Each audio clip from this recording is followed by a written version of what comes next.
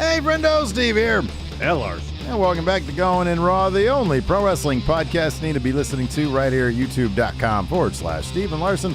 Available wherever podcasts can be found, and of course, taped live at the Twitch and now live at the YouTube. Shh, we're doing the dual thing. Don't tell anybody because we're not supposed to do that. Don't say anything else. Yeah, enough of that. Anyways, so on today's episode of Going in Raw, we're going to be talking, of course, about the last Dynamite before Full Gear. We've got full confirmation in the most dramatic way possible. They confirmed. Man. Like, have you seen this movie called The Godfather?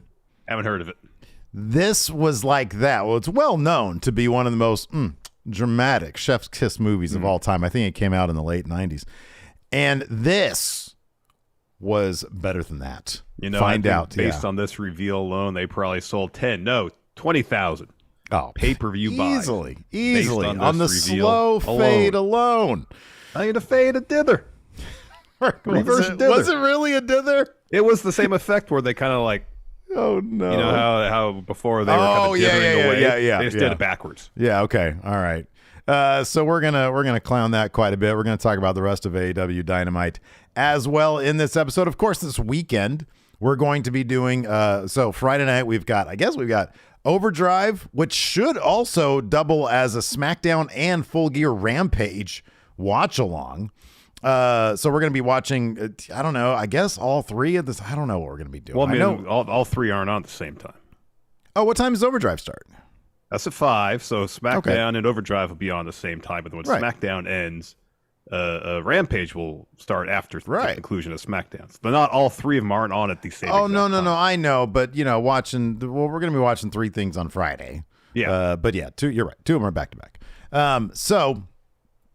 That's going on. We're going to be streaming on Friday night. I have not talked to you at all about this.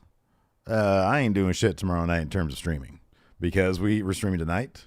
We're streaming on Friday. You don't want to do Smash Zone? Not doing Smash Zone. Oh, not doing that. I love Smash Zone, but man, I'm old. My ankle hurts. You know what? I also feel like that my energy. Let's take this pause this week of no Smash Zone. Yeah, right. Like the press your luck part of it's great. Tell the truth. Like there's aspects of it are great. Feel like take a step back. Oh, wow. Find a way to maybe give it a little kick in the pants. Whoa. Okay, can we keep? I thought that's what to tell the truth was. It's amazing. It is amazing. It is amazing. It's Boom, a lot of fun. Done. Taken care of. Not a lot. All right, 2 hours to tell the truth. Oh, that's a lot. But no. Hey, I'm cool with that. Let's freshen it up. Why not? Let's think of great ideas. Another great idea. John Cena versus Logan Paul at WrestleMania. At least one of those guys thinks it's a great idea. His name is Logan Paul. Yes, that's true. Before we get into AEW, let's talk about this. So he may be recovering from the knee injury he suffered against Roman Reigns at Crown Jewel. A little bit more on that later. But he's already pitching Triple H a match at WrestleMania against John Cena. On the latest episode of Impulsive, Logan stated this, transcripts via Wrestling Inc. I've proven the model twice. I've proven the model of headstrong, capable internet kid versus a GOAT, a top-tier industry leader. Floyd, that worked, generated $60 to $70 million. Reigns at Crown Jewel became the #1 most viewed international pay-per-view event that WWE's ever had. I think me versus John Cena would break the internet. And I texted Triple H right away. I said, do you want to break internet again? And he said, that's a dream matchup, dude, at WrestleMania in LA next year on my birthday. Larson, are you prepared for Logan Paul and Juan Cena, John Felix Anthony Cena, to break the internet? I mean, there's a lot more to the world than the internet. Yeah. Elon's trying to break it right now, man. He's doing his really damnedest, dude. He's sitting there with the wrench, he's like fucking Andor in the Prison Break scene. He's just trying he is. to jam out that water thing. Holy crap! By the way, if you've ever liked Star Wars in your life, watch Andor now. It's amazing. It might be the best Star Wars thing ever. I think like for actual writing and filmmaking, it is the best Star Wars has ever been. Yeah, it is. Good. It is fantastic. Anyway, sorry, I got off track here. It's really good. I mean, I guess if you're talking, assuming these statistics, that Logan is throwing out here, excuse me, are correct and accurate, I guess it makes sense from a business perspective to do it, then all right. I mean, Logan in his 2 singles matches has comported himself about as well as you could expect anybody after their first 2 matches. He's put on 2 really fun matches. Oh, dude, yeah, he's terrific. I mean, we had our quibbles with the story aspect of the match against Rome, but from the performance perspective, nothing to quibble over. He was great. Wrestled half the match with a bad knee, too. Yeah. More on that later. So, I mean, there's upsides to doing it. If you have John Cena available for 1 match at WrestleMania, I don't know in terms...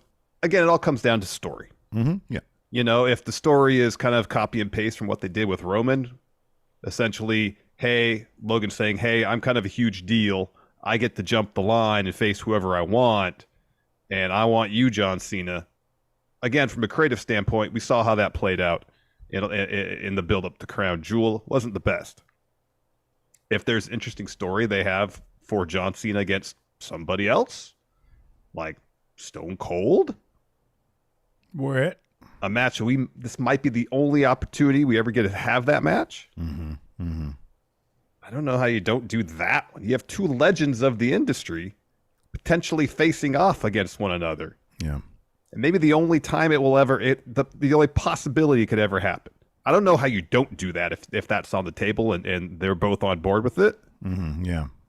I know. I don't know how you don't do that and do Logan versus Cena instead. In the world of wrestling, I feel like, and I could be wrong, and hey, YouTube, leave a comment if you're watching this on VOD. Load up our chat with this. Hit that like button and subscribe button while you're at it.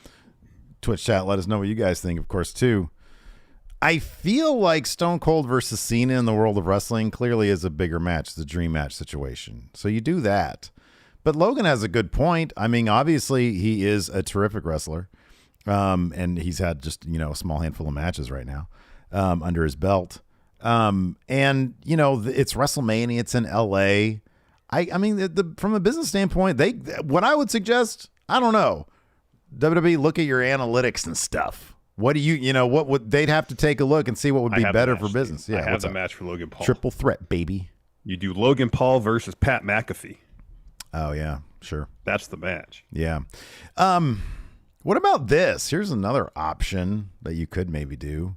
Because I was thinking, like, okay, what if you really try your damnedest to build up Theory and he takes on Cena? But what if you build up Theory to take on Logan Paul? I mean, it's two younger guys. I think Theory's good enough to carry Logan Paul the same way The Miz did and the same way Roman did. I don't know. I don't hate that. I honestly don't hate that match. I'm trying to look past how I feel about Austin Theory right now, because I do think that eventually they're going to get him over. I really do believe that. I think the guy just has too much. I don't know. That might be a decent match because they're both young. It's not like, this is a legend versus Logan Paul. I know that's the Paul family thing. Let's take on guys who are, sort of already retired. But so it sort of fits maybe. But I don't know. Maybe you take on an Austin Theory. And I don't know where the win lands. It should probably, land on Austin Theory because he's there. Yeah.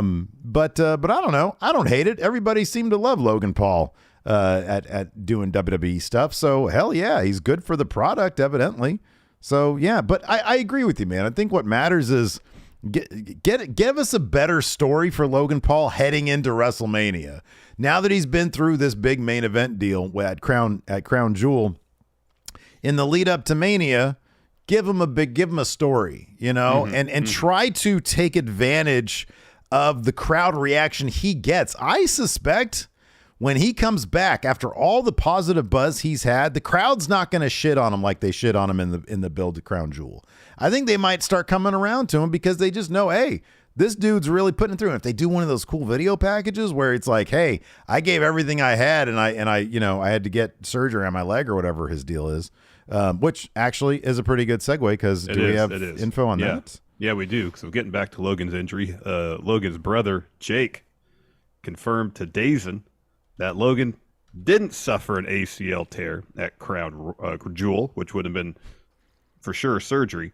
And Logan himself provided an update on his injury on the latest Impulsive. Again, these transcripts come from Wrestling Inc. Quote, things have changed now. Truthfully, this is a shitty injury. It's very bad. It could have been worse. That's the good news. And all will be revealed soon. but this affects my future with WWE, my boxing future, which I already had to cancel a fight for. Like, it sucks. So initially, when he posted the thing on Instagram, it was meniscus, MCL, and then possible ACL. Well, apparently the ACL not torn. So he didn't say anything here about surgery. Yeah. I know there's various methods to recuperate from meniscus tear. One of them, surgery. Yeah. MCL, I don't remember if that's the one on the inside or outside of the knee. Yeah. But I know Seth tore one of those I think on the outside of the knee and still wrestled at WrestleMania. Yeah. A couple months later. Yeah. So I mean, that's the thing. Like, when it comes to so wait Mr. a Sinister, second. has it. Uncle Howdy versus Logan Paul. Uncle Howdy with his 2 belts. With both titles, night 2. Oh man, who wouldn't want to see that? Uncle Howdy, I'm man. Logan Paul Logan. You think you hot shit, man? You ain't never been on Good Morning America. Oh man! All right, let's dive into the AEW stuff, man. So a bunch of stuff happened. Can't wait for this. So I honestly had a thumbnail ready for tonight for YouTube because now that we're doing it live on the thing, I need a thumbnail, right? So like during the episode, I'm watching it, and when Death Triangle's match came on, I was like, all right, I had it typed out. The Elite return, right? Big old letters. At the end of the match, of course, Death Triangle win. It was a really, really fun match. It was fantastic. Darius, Dante Martin, and AR Fox. AR Fox made his Dynamite debut. He's been in the business for 15 years. Yeah. And it's great to see him. He did some really cool stuff. Hope to see him more. Yeah. So Pat gets on the mic. Death Triangle, of course, victorious. And he basically lays out this promo, basically direct to camera. Says, "Oh, we've all seen the rumors, and we know there are gentlemen waiting to return." And he lays out a challenge for Full Gear to the Elite. Yeah, without saying the Elite. Without saying the name. so then they cut to... and so it's like, oh man, how cool would it be? They like the lights come down, and then if they do the Wayward Son song that I know they were trying to get, and they come out and they look cool and they're all in great shape and everything because they've been suspended for no reason for 2 months. Well, it's either that or hold on a second. It. Wait. All right. So they come out and it's a cool stare down, or what you're about to say. He doesn't mention or he doesn't say their name. Nope. And you just get, maybe you cut to like the ticking clock. Click, click, click, click. And then we go to commercial. Yeah.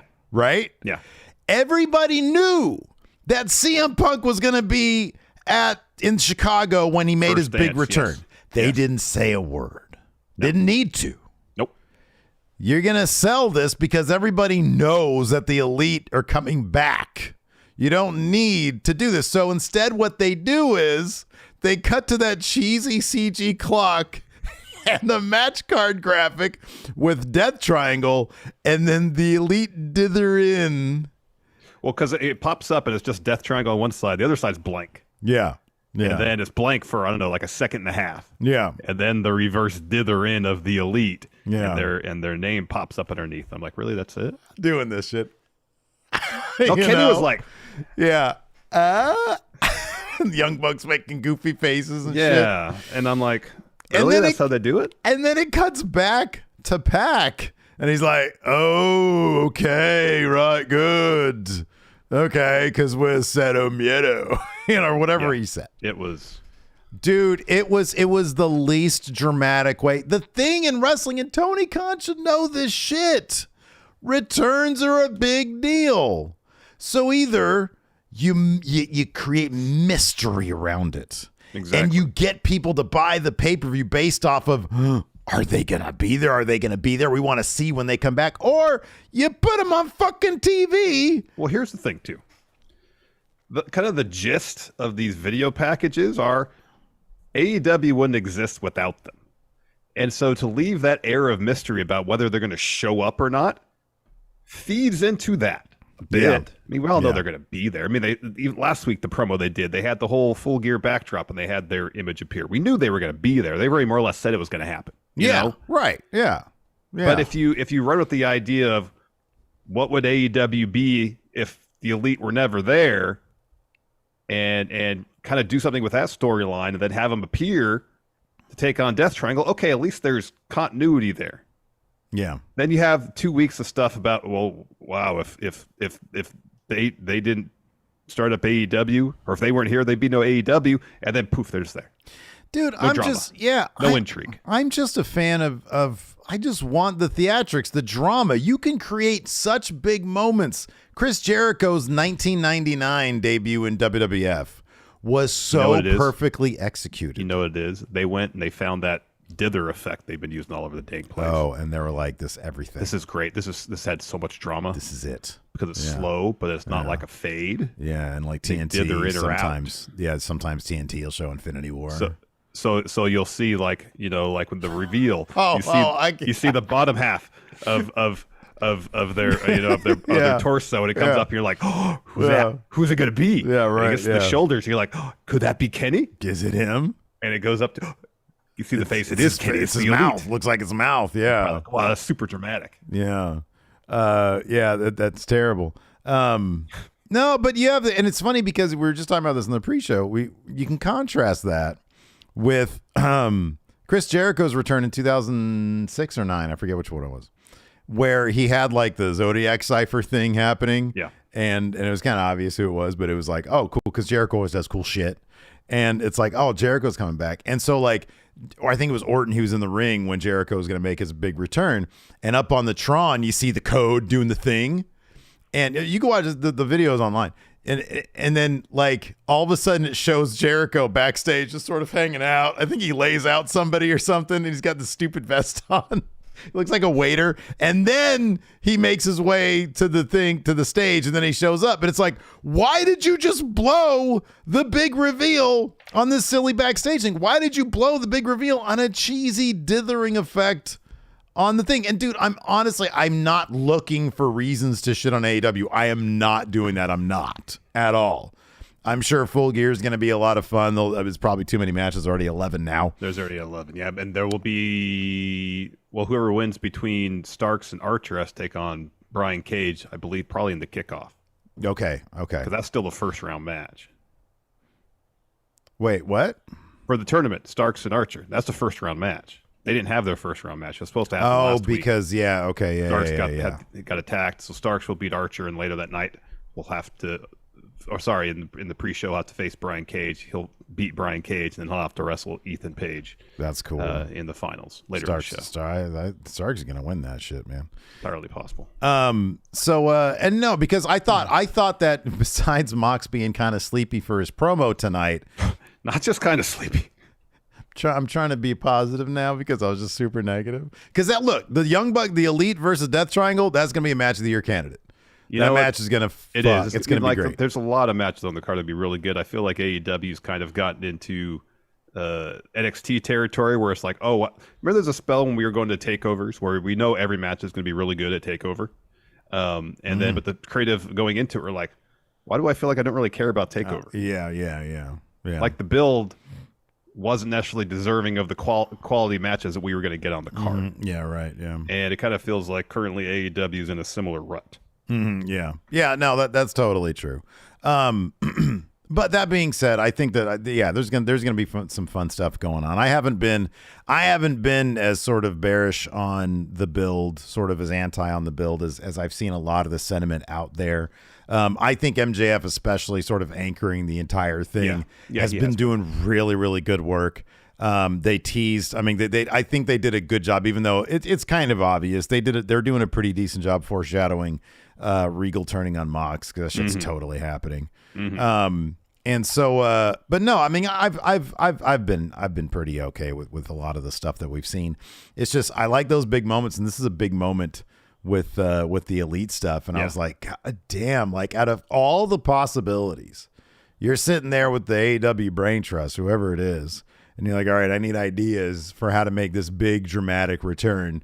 Let's go. And then somebody's like, okay, they return at TV. No, I don't want to spoil their return. They're all doing different looks. They're all. What if we just tease they're going to be there, but don't name them? Well, no, Right. if people don't know for sure, Yeah. then they might not buy the pay-per-view. Okay, Yeah. all right. And then But he's they like, can't show up, right? But what about the CM Punk thing? And they're like, nobody says that name. Okay. So how about this? We show the match card and they're not there, and then we use that cool dither effect. Oh, you're speaking my language, a dither effect. Oh man, somebody give that guy a raise. Double dither. Double more. dither. More dither. Dither equals drama. Yeah. So I don't know. It's funny because for a guy like Tony Khan who came up sort of, I mean, he's a little bit younger than us, but like came up liking the same stuff we did, you think, oh man, flair for the dramatic. We've seen he's done a good job with a lot of stuff with the dramatic. He's also dropped some turds, but oh yes. And this is one of those. Yes, it is. Real quick, let's talk about Sleepy Mox. He totally forgot what day Full Gear was on. Vacation Mox. He said it was Sunday at least twice before asking MJF which day during back and forth. Moxcation. Which day is the show on again? And Going MJF fishing. had to tell me it was Saturday. Yeah. Going fishing. It's great. Yeah, I mean, you think, all right, Mox coming out to close the show to really sell a pay-per-view. Mm-hmm, yeah. This should be easy. Oh yeah. He's gonna get the crowd hype. Oh, big time. Yeah. For whatever reason, he forgot which day the show was on. He was like stumbling over a story he was trying to tell, like stuff that with Mox it just doesn't happen. Oh yeah. It's just surprising. Not that I'm not going to be too hard on the guy. He's been carrying this company on his back for the better part of since May. Mm-hmm. Yeah. People have bad days. People have off nights. Yeah, you know what? And here's the thing. The thing about Mox is that it's to me it's just sort of funny to watch that as opposed to giving him shit or thinking that this is going to take away from it, because it kind of doesn't. Like, people don't care. They're like, what do we care? It's fucking Mox. We're not here to see him, push a pay-per-view to us. We're here to see him kick ass and bleed all over the place. Yeah. But no, it's always funny. I mean, I love that he's so casual about, wait, what day is it? Saturday or Sunday? Yeah, I know. Saturday. Okay, cool. And MJF's like, this is my career match.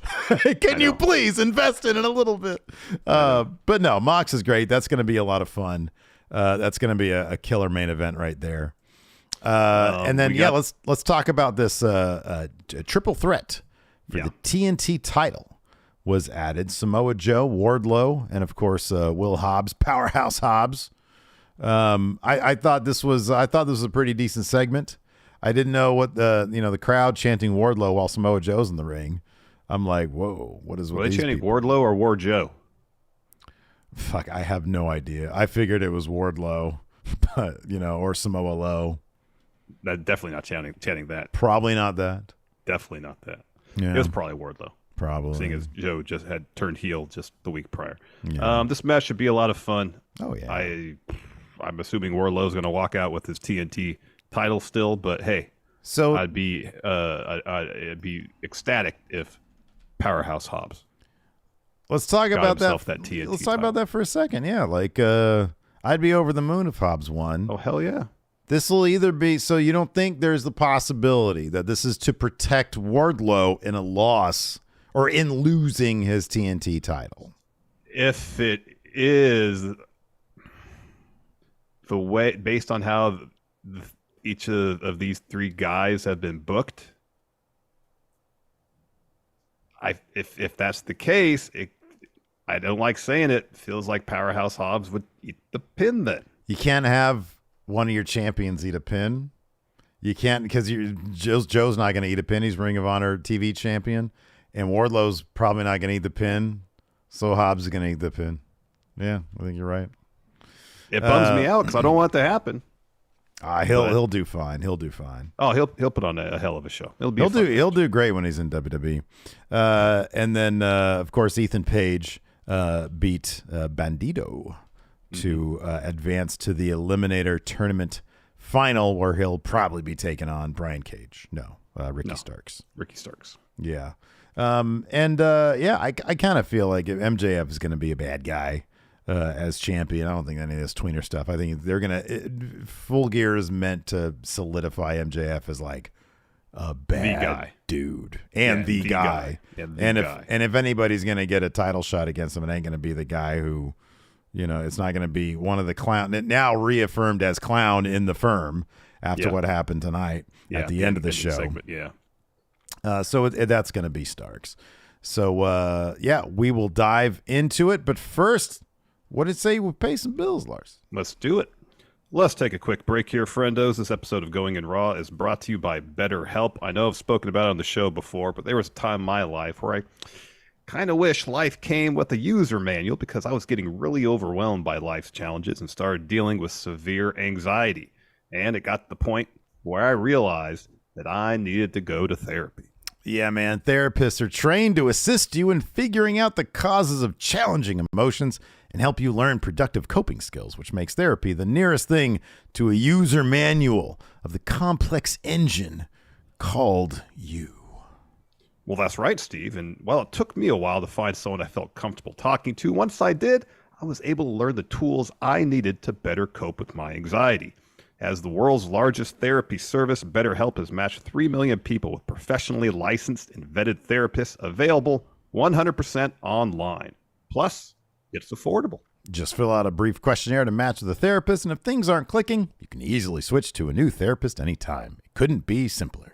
No waiting rooms, no traffic, no endless searching for the right therapist. Learn more and save 10% off your first month at betterhelp.com/raw. That's BetterHelp, HELP.com/raw. All right, so AEW kicked off with Chris Jericho and Sammy Guevara versus Sammy Guevara, Bryan Danielson and Claudio Castagnoli. Yeah. And, of course, a lot of cool stuff going on here. Man. It's a really fun match. Days before pay-per-view, somebody needs to tell Sammy Guevara to dial it down a little bit. I mean, both his chest and Bryan Danielson's chest were red. Mm-hmm, yeah. Sammy does all that flippy stuff that freaks me out sometimes. Yeah, I know. A lot of fun here. Down towards the end, Sammy's hit Danielson with a cutter off the second rope. Jericho tags in. He hits Danielson with a lion salt. Claudio breaks up that pin. Hits Sammy with a huge pop-up uppercut. Jericho sends Claudio out of the ring. Bryan hits they hit a double headbutt spot. Jericho and Bryan do. Eventually, Danielson gets the tag to Claudio. And as Claudio gets in the ring, Jericho's reaching for Floyd. Mm-hmm. And then, so Danielson runs across the ring from his corner and takes out Sammy with a suicide dive. So Jericho's trying to keep the bat, close to his body so the ref doesn't see it. Mm-hmm. Turns around, takes a swing at Claudio. Claudio ducks it. Swings Jericho. Jericho still has bat in hand. Yeah. While Claudio's spinning him around the ring. Eventually, though, he puts him down, looking for a sharpshooter. Jericho tries to hit him again with the bat. Mm-hmm. Claudio catches it, puts on a sharpshooter while holding Jericho's bat in his hand. Yeah. And Jericho taps. Yeah. Really, really strong win there for Claudio. Totally not walking out with that Ring of Honor title. In fact, it's probably going to be Jericho. It's going to be Jericho. Sammy would be much more interesting, I think. I think that'd be really fun to mix it up like that. But I don't think that's going to happen. No, I don't think so either. In fact, I wouldn't be surprised if somehow Jericho actually cost Sammy the win here to secure the victory for himself. Well, let's talk about that a little bit. How do you think? Because I think you're probably right about that. I think Jericho, he's looking out for number one. He says, Sammy, you're going to do the right thing. Seemingly that's going to be a thing coming out of this because at some point you got to end Jericho Appreciation Society versus Blackpool Combat Club. I'd be shocked if coming out of Full Gear Blackpool Combat Club was even a thing. Mox is probably going to finally go on vacation. Yes. Regal's going to be with MJF. Yes. And then you got Danielson, Yuta, and Claudio just to sort of pick up the pieces. Maybe even during that Ring of Honor match, Claudio and Danielson are gonna go past a certain line of, man, I thought we were cool and now we're not because of what happened in that match. Mm-hmm, mm-hmm. Yeah, we're going to see Blackpool Combat Club completely fall apart. You might very well see the beginning of the end of the JAS2 at Full Gear. That's a possibility. It's a distinct possibility. We got a Mox MJF video package next, hyping up their main event at Full Gear. We got a Darby Allin short film. I loved that. I thought this, I always like his short films are cool. I like black and white shit anyways. But his shit's always cool, man. He had like a body surfing body bag crowd surfing body bag. And then it ends up in a car, and then he gets out of it. He's all blooded up from what happened last time. And he's in the car, and Sting's driving, and of course Sting gets his shit into. You know, it's the shame though is that they didn't have Darby and the body bag still stuck under that garage door.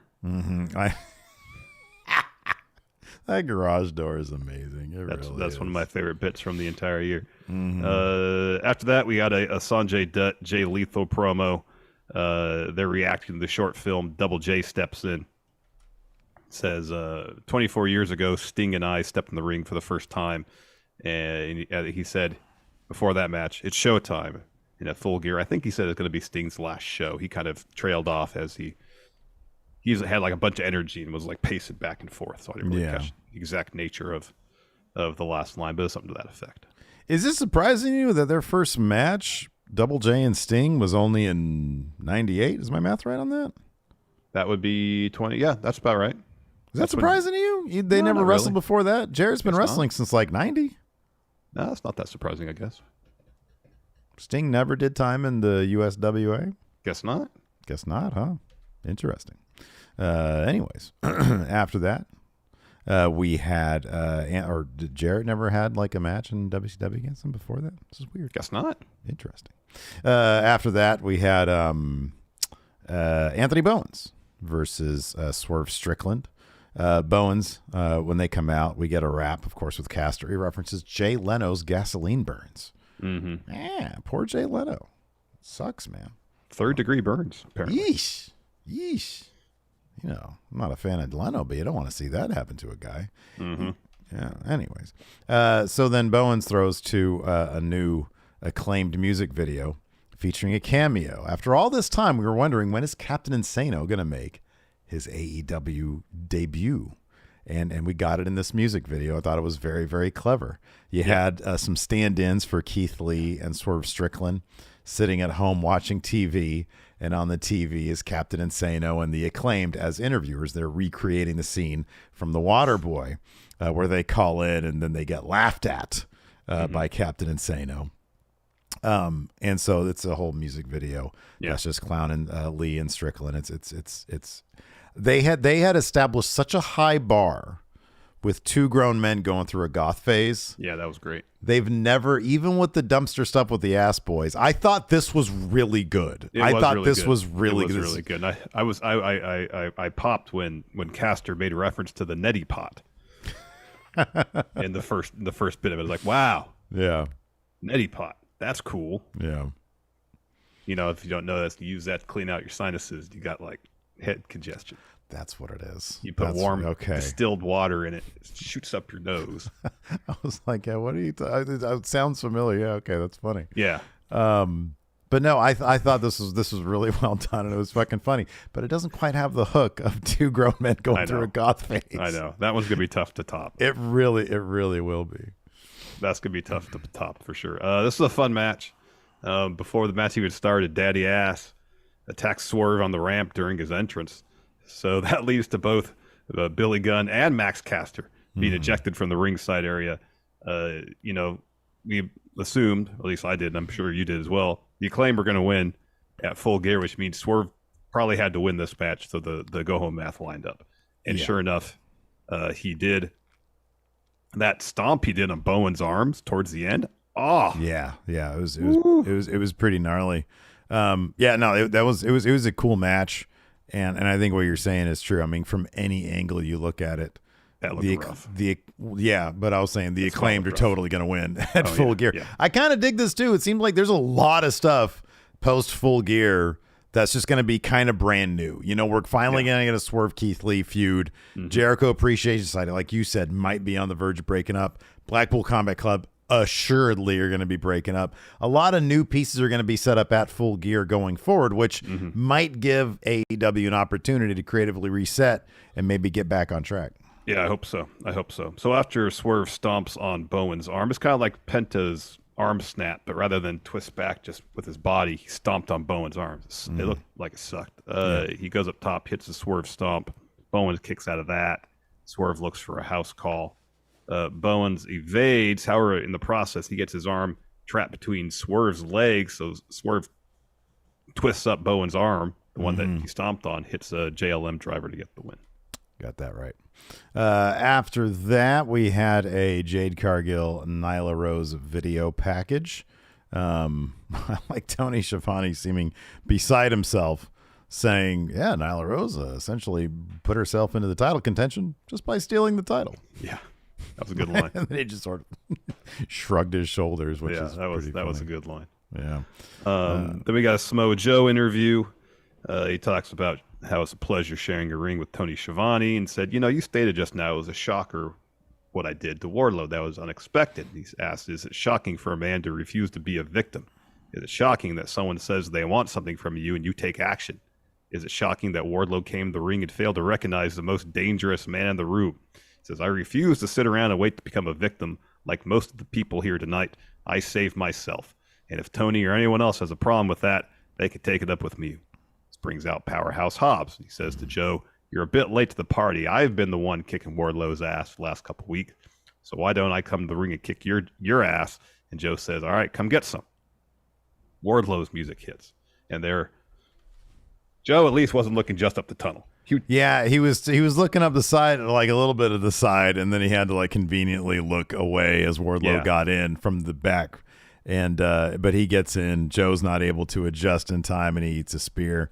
And then Hobbs gets in the ring. He lays into Wardlow. Big fight breaks out. Locker room empties out almost immediately to separate them. Wardlow's able to fight free. Dark Order's like, okay, dude, we don't want any part of that. And then Wardlow does this really awesome tope out of the ring onto like everybody out there, gets back in and struts around. Wardlow's World. Woo woo. Party time. Excellent. After that, we had a Britt Baker promo. Yeah. It's just her to camera. Hey, I liked this. I liked this a lot. Yeah, this was good. So Britt said that Saraya told me that I didn't have what it took to be a star. I'd only been on TV for 3 years, but in those 3 years, I became a leader. And as a leader, you take the blame. And when everybody else takes the credit. In 3 years, I became my own role model. In 3 years, she says, Saraya, you talk about opportunities. In 3 years, I took this opportunity, became undeniable. And no, I haven't wrestled at Madison Square Garden, but I did wrestle at Daly's Place for over a year when fans couldn't come to us. So we brought wrestling to them. That's something that you never did. She says, I respect you. I respect that you fought addiction and won. I respect that you suffered a neck injury. This industry owes you nothing. I am the heart, the soul, the pulse of AEW. This is my house. And if you don't respect that, you get the hell out. I appreciate that this was just her in camera. And I don't know how I would have gone. The cynic in me says, why didn't they put her out there in the ring? I kind of think it would have been more interesting to put her in the ring and get the crowd behind her, because I think it makes for a more interesting match. Everybody's behind Saraya right now. And I thought for good reason, she dropped a really good promo, but Britt made a lot of really great points here. Like, she shouldn't be sort of overlooked and dismissed as only being doing this in 3 years. In 3 years, she's become the cornerstone of AEW's women's division and a very, very important piece of AEW in general. And yeah, I don't know. I liked this, and I think it would have been more fun to get in the ring, not in this place because you just did a thing in the ring with a bunch of talking, but a different, shuffle around the show a little bit. Get her in the ring and have her get the crowd behind her, because I think this promo would have effectively done that. I thought she was very genuine and the emotions were there. I like this a lot.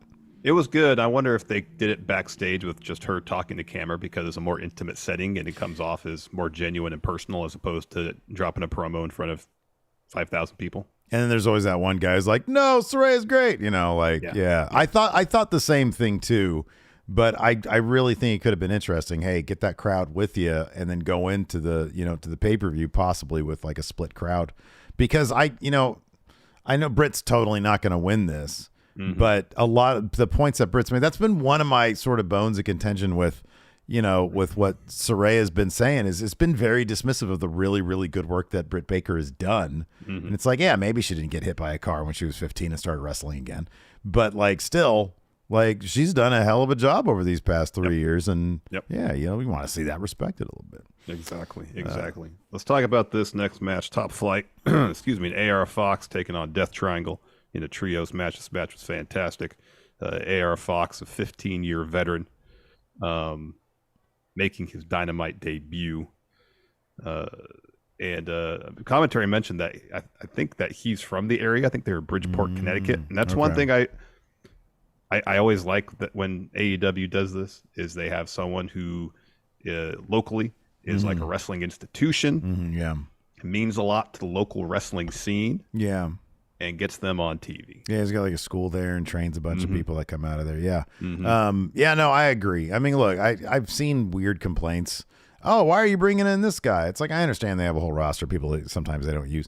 But like, why are you bringing in this guy? This guy, he's been around for 15 years. I think this is awesome for him and for commentary to be prepared with all the info about him. That's all I can ask for. I think that's great. And good Lord, I mean, if you knew nothing else about him, what he did in the ring tonight was phenomenal, and everybody should want to see him again. Yep.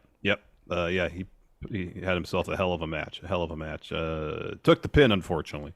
But it was a really fun bout. He did the seated Spanish fly off the top rope. Somebody AR here Fox in chat, Hip Hop Pippo says, I believe AR Fox trained Austin Theory, which would make sense because when I saw that move, I was like, oh shit, it's the Austin Theory. That would thing. make sense. Yeah. And then followed that with a 450 splash. Pac and Penta have to break up the pin there. In the end, though, Phoenix hits AR Fox with a kick. Lucha Brothers follow with Fear Factor. Phoenix takes out both Dante and Darius with a suicide dive out to the floor, and then Pac hits AR Fox with a Black Arrow to get the win. And then Pac says, "Give me the mic." He says, "Crowd, I have a question for you. Do you think we're stupid? Do you think we're not aware of what's going on? That we haven't seen the videos or heard the rumors? If there are certain individuals who think they can make their triumphant return at Full Gear and think they can mosey in Best Triangle, that's ridiculous. You know who you are. We're Death Triangle. If you want some, please bring the heat because Death Triangle runs from nobody." And that's what Penta says. Yes, no fear. And I like you got a little bit of Mr. Deltoid in your pack there. I like it. Elite, we know who you are. Yes. Yes. So then that's when the video rolls in the Tron. You get the clock ticking, the Full Gear graphic, the dithering, all that. Yeah. And then they cut back to Pac and says, the Elite, you think you're coming for us, but we've been waiting for you. Yes, we've been waiting for you. Very naughty boys, Kenny. Starting fights backstage, pulling dogs out of locker rooms. Yes. Getting bit by a man. After that, we had a Ricky Starks promo. He says, Lance Archer got one up on me. He likes to attack people, but so do I. He says, we have a match on Rampage, so how about we start backstage? I talk in absolutes. The absolute truth is that on Rampage this Friday, I'm going to beat Archer. Everybody dies. Yeah, he's going to beat Archer. He's going to beat Archer. And then so on Rampage on Friday, he has Archer. So that's the first round match that was supposed to happen.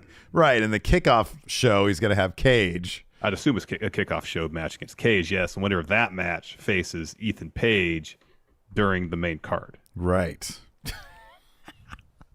Do you think this was like intentional? Probably, right? You think it was maybe they're trying to stack the odds against Starks. Yeah.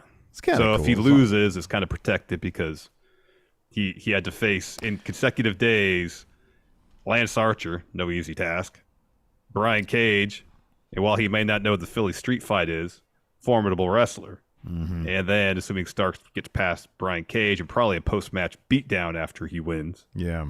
Ethan Page. After what happened in the main event segment, there's no way Ethan Page wins that. He looked like a clown. Amanda Talks here in chat here says some notable names.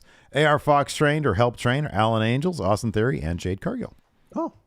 Pretty cool. Pretty cool. Neat. You know, here's the thing, though. If the firm is still working with MJF, it's all part of the plan then. He's out there looking like a clown. That's it. So that would explain the kind of Three Stooges approach they took to MJF eliminating like everybody in the firm. It was very I know the poke to the eyes, couple poke low to blows. the eye, low blows. Yeah. So yeah. Anyway, speaking of Ethan Page, we had him versus Bandito. Next, he had a promo, complains about the crowd reaction. He says, "Listen to me tonight. Let me tell you something." He says, "Tonight I'm walking through Bandito in a Full Gear. I'm becoming #1 contender. And I don't care if it's Mox or Max. That winter is coming. I'm becoming champion." And Bandito, brand new signee for AEW, took the L here.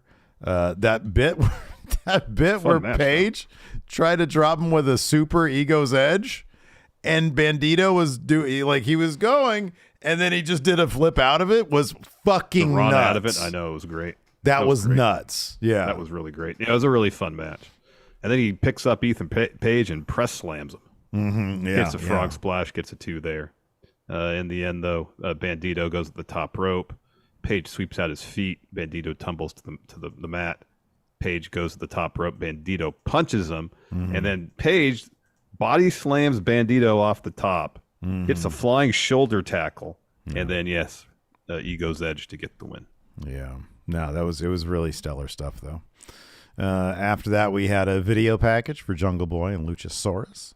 Steel cage match at Full Gear, so that should be good. Jack's finally getting his win over Luchasaurus and Christian here. Seems like it. Seems like that's going to be the case. After that, we had a pretty quick Saraya interview in response to Britt Baker. She said, "I feel fantastic. I feel lucky to get back in the ring again. I never thought it would happen, but I'm sick of this back and forth with Britt. I chose to be in AEW. I wanted to face the best, and Britt is the best. But I'm tired of talking. It's time to see Britt at Full Gear." Yep. Then we had a Takeshita and Akiyama, Kingston and Ortiz video package hyping up the match on Rampage. This is gonna be a lot of fun. It's gonna be pretty cool to see Eddie get this match that he's been wanting for years. I love Eddie Kingston. I saw somebody posted on Twitter the opening minute or 30 seconds of his match against Punk last year, whenever it was. Mm-hmm. And he just opened up before the bell with that spinning back fist. Oh, so good. And the camera goes tight on Eddie, and he just laughs and howls. He just fucking whooped the shit out of Phil. Oh, it was great. It was great. And then CM Punk won. After that, we had Anna Jay versus Toni Storm. This was a championship eliminator match. Mm-hmm. So if Anna Jay won this, she'd get the winner of Toni Storm versus Jamie Hayter. Of course, she didn't win this. She got tapped out. This was a good match. I liked it. It was a really good match. She tapped out to a Cloverleaf here after she was looking for a Queen Slayer. Yeah. And then Jamie, Britt, and Rebel come down to the ring to your favorite theme song right now. Jamie Hayter's theme music. That's really good. Stop me up. And then Jamie steps up to Tony. Stop me up. Never. Sorry. Jamie steps up to Toni Storm, and they just talk shit at each other. Yeah. It was a good showing for Anna Jay. That bit where she pushed Tony into the ring steps, hit a gory bomb on the floor, put her back in the ring, hit another gory bomb. Yeah, that was cool. That was good stuff. Burying the gory bomb. So then they said it a couple times, but they're going to London in 2023. AEW is. They're going to London. Yeah, that's cool. Rob can go see them live. Yes.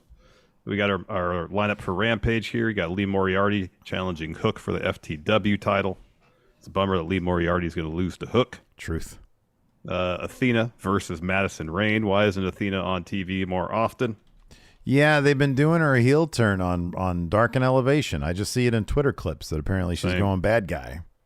Same. That should be on TV. Ricky Starks taking on Lance Archer. Everybody dies, including Lance Archer.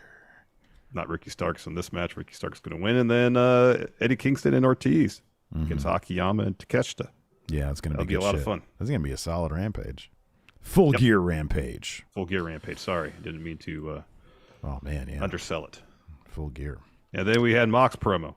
He came out and introduced himself. Says, "Hi, everybody. I'm John Moxley. I'm the AEW World Champ. They say the championship doesn't make the man. The man makes the championship. So who am I? Who is John Moxley? I'm a fisher. I'm a fisherman. I like to fish. I'm going to 6 weeks fishing. That's what I'm going to do. Next week, I'm going to be a fisher." He says, "But right now, I'm the best pro wrestler on earth and the baddest son of a bitch in the game. I've traveled the world seeking the toughest challengers, taken on all comers, and I've defined the AEW title." Truth. And he says, "The announcers like to say, well, Mox loves to fight, like it's something to be admired. It's not. I'm sick in the head. I like fighting. I like the blood and the wars and the firefights. Yeah. I love it." He says, "Here's the thing. You can't hurt me, literally, because I don't care." He says, "Last week I asked, who is MJF? and I am the world champ, so I scout my opponents. So I did some research to find out. I found out that MJF is a good singer. This is where this. Sorry, I don't mean to interrupt. This is kind of where it kind of went off. It goes off the rails because he just starts talking about how he's a good singer, and then he just sort of details MJF's path back to AEW. He says he took a summer vacation, which I think when he said I took a summer vacation, Mox was like, this fucker got to take a summer vacation.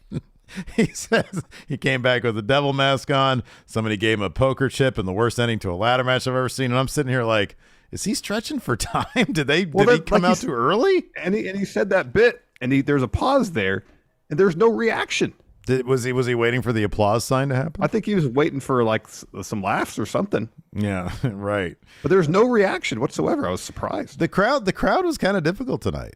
It was. Like they gave I remember there was one like "This is awesome" chant to the AR Fox Dante Darius match, but like beyond that, like they were kind of quiet a lot of this time. They were a lot of this episode. So he says, "You people see the MJF he wants you to see. I see a kid playing wrestler, a man filled with fear that he won't live up to the hype, but you're gonna see something special at Full Gear." He says, MJF isn't challenging me. I'm challenging MJF to show me something, to show him why everyone thinks he's going to be the future of the industry. So Stokely then walks down the ramp. The Firm hits the ring, attack Mox and Regal. MJF comes out to make the save. He low blows Morrissey, sends him out. Page looks for a kick. Oh, no, he doesn't send him out. He low blows him, but then Page looks for a kick. MJF sidesteps, and he ends up hitting Morrissey. And then MJF pokes Page in the eye, gives him a low blow, and then sends him out of the ring. And then MJF gets a mic. And meanwhile, Mox is taken out, and Regal's sitting there, and he slips on the brass knuckles. So he's waiting for MJF to attack Mox. Or that's what we're led to believe. So MJF gets on the mic. He says, get the hell out of Connecticut before I shove my boot up your asses. He says, John, while you're laying there, hopefully in a lot of pain, which is a fucking CM Punk line from the opening of the pipe bomb, which was great. He says, let me tell you something, John. I didn't save you because I like you. I did it because I didn't want excuses from your pissant Mark fan club. I won't need a Dynamite diamond ring. Ain't that right, Will? And he's looking at Regal, which means he's going to use Regal and the brass knucks. Probably. He says, my goal when I got into this business was to be the best in the world. Mox is a badass, but he's not the same kid. But I'm not the same kid I was last time we wrestled. I won't stop because I need that belt more than I need food, water, and oxygen. Because when you hold the AEW title, that means you're the best wrestler on God's green earth, and it's my time. He says, I heard Mox say that I wasn't the devil, so let me tell you that the greatest trick the devil ever pulled was convincing the world that he didn't exist. And I'm going to show Mox that I'm the devil myself, that I'm the devil himself. And then Mox has gotten up at that point. He snatched the mic from MJF during his catchphrase because he starts saying, because I'm MJF. And Mox says, I never saw what the big deal was with you anyways. This is when he asked MJF when the pay-per-view was. Right. He says, and on Saturday, what day is it? It's on Saturday? It's on Saturday. He says, if you don't have it in here, and he points to his belly, to his guts, he says, I'm going to reach in and I'm going to pull it out of you. And then he just sort of walks away. But the entire time, Regal's just there, just hamming it up. But no, I thought MJF really killed it in this. And Mox, you know what? Go fishing. He's been killing himself. He has been. If anybody deserves it, it's totally fine for him to be a little sleepy during this. It's a rare occurrence where Mox isn't on point. Oh, absolutely. Because he's been on point since May, pretty much. Yeah, carrying this company. And honestly, he could probably factor that into any story he might want to be telling. He's like, how about the story is this? Fucking tired. I want to go on vacation. I know. I'm taking MJF so lightly that I'm just thinking about fishing. He should have come out with a fisherman's hat. Oh, I know. A bunch of little whatever. He's got his Bass Pro Shop hat on. He's got his waders on. The waders, yeah, exactly. He's getting his flies all tied up and everything, waiting to go fly fishing. Yeah. Oh man, he's already there. He's got senioritis, something fierce, man. Oh yeah. Let's answer some questions. So we've got a Patreon at patreon.com/Steven Larson. It's a great way to help support us here at Going In Raw. We have questions threads for all the recaps we do. In case you can't make the show live, we also have ad-free audio and bonus content on Patreon, patreon.com/Steven Larson. Blake Whitehouse says, how would you book Adam Cole Bebe when he comes back from injury when the last time we saw him was him turning on the Elite? Well, I guess you'd have him. So you have the Elite coming back. They're going to win the Trios titles. Mm-hmm. If he comes, well, Kyle O'Reilly's still hurt. Bob Fish doesn't work for the company anymore. Yeah, he can't do the Undisputed Era anymore. Adam Cole needs 2 new friends. What's Oh no, Kingdom. He's got the Kingdom. He used to be in the Kingdom. No, stop that now. Stop it. Don't try to manifest that shit. You keep him as far away from those guys as possible. They already got dithered. I corpse Larson so much he froze up. I broke Larson's internet. He just pieced the fuck. Oh, wait, I got him back. I'm fishing like Mox. I'm reeling him back in. There we go. Oh, man. Good, you said put him with the Kingdom. That was amazing. That was great. No, I was going to ask. We haven't seen Roderick Strong in a while. Is he out of that fucking WWE? Yeah, he could do that. Or he could do Kingdom. Dude, never. He goes way back with the Kingdom. He was Kingdom before he's Bullet Club. I know. I am well aware of that. I don't know. He doesn't need anybody. Have him come back and say, Kenny Omega, we never got, when you've been gone, all my guys left. Bobby's boxing and emptying crowds there at an Impact. And Kyle, I don't know. I guess he's injured still.